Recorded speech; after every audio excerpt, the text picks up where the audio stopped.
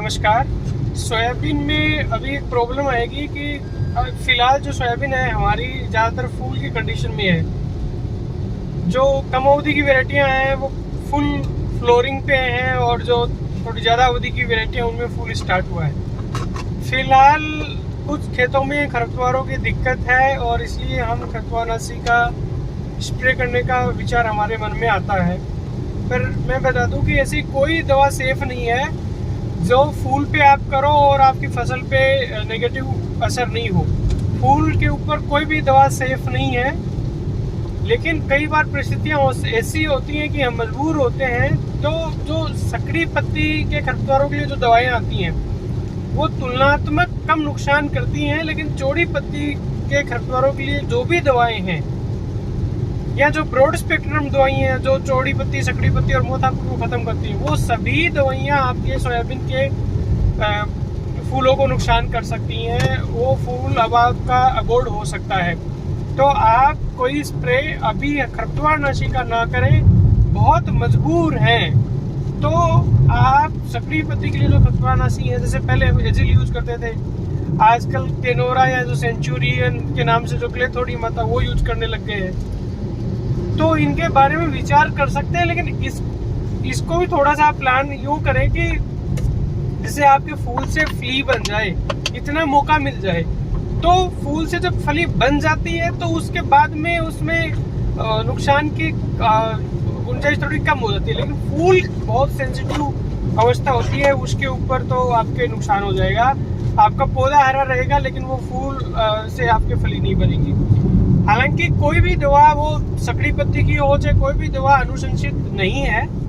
मेरे को वो शीशा नहीं दिख रहा है, थोड़ा कोई भी दवा अनुशंसित नहीं है, इसलिए आप थोड़ा सा इस चीज का ध्यान रखें। और एक इससे भी जरूरी बात यह है कि फिलहाल जो सोयाबीन में हम स्प्रे कर रहे हैं तो कई काश्तकार ऐसे हैं जिन्होंने खरपतवारनाशी दवा स्प्रे नहीं किया, उसके बावजूद भी नुकसान हो गया।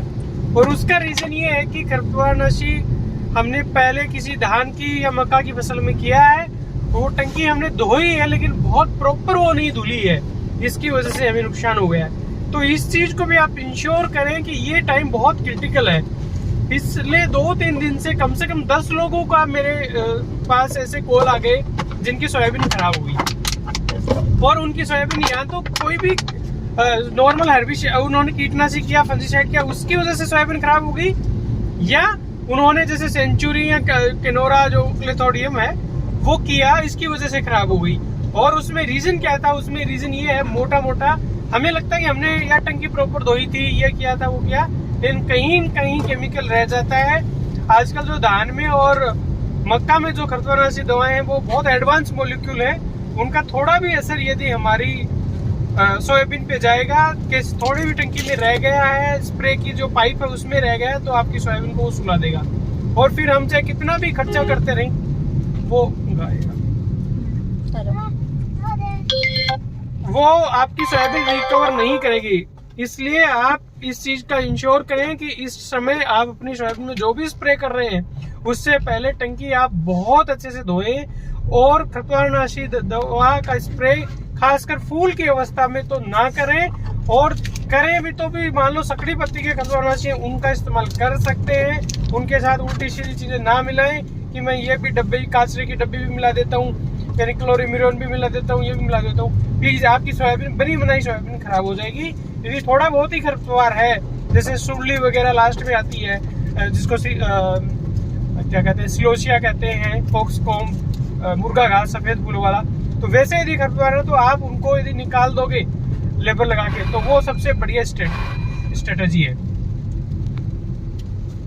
नमस्कार, जय हिंद।